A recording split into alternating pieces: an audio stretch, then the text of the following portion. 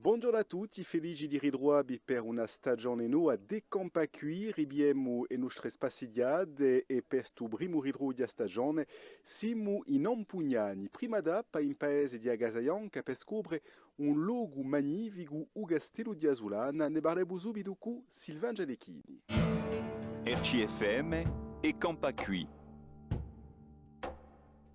Allora, questo progetto è nato per comprare di questo logo da un museo che è un appassionato di ostelleria e quando ela saputo che questo logo dunque, che si chiamava o Casale Iasolana, dopo le dato nome o Castello Iasolana, ma si chiamava o Casale Iasolana, quando ela visto che questo logo era bene, ha deciso di comprarlo per cercare di fare un stabilimento mica di lusso perché non ci piace mica troppo a parlare di stabilimento di lusso, ma piuttosto un stabilimento di riposo con una certa qualità.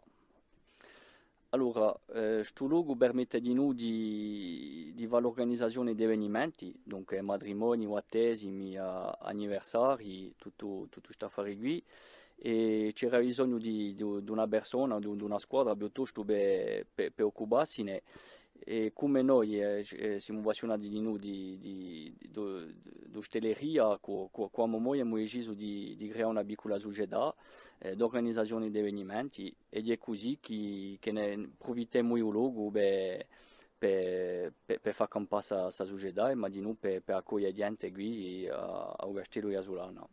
Allora, come dice Enzo, possiamo fare tutto, battesimi, matrimoni, anniversari, ma di noi possiamo accogliere l'intrapresa se l'intrapresa vuole venire qui a passarsi un momento con i impiegati per riposarsi, c'è questa possibilità di noi e ci sono di noi la logi che sia gente vuole venire fuori degli avvenimenti, ve la sicura, c'è questa possibilità qui di venire a dormire qui a Castello Asolana sia del casale o allora delle casette in legno busotte di castagni. Abbiamo vissuto che questo stabilimento sia aperto tutta la nada, dunque tutto il mondo va bene alla nada a mangiare e a dormire qui per Casa Bianca. Allora, il progetto è bene di sviluppare lo stabilimento, in giro cercare di fare partenariati con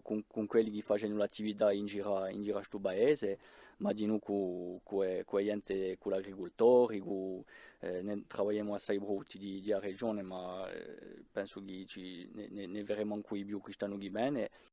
Posto che è sviluppare tutta aperta alla ristorazione, cercando di fare una tavola di veramente qualità. E domani, per la nostra seconda tappa di Campa Qui in Ampugnani, ci andremo in paese di San Damiano. A domani dunque per la seguita della nostra spaziata in Ampugnani. RCFM e Campa Qui.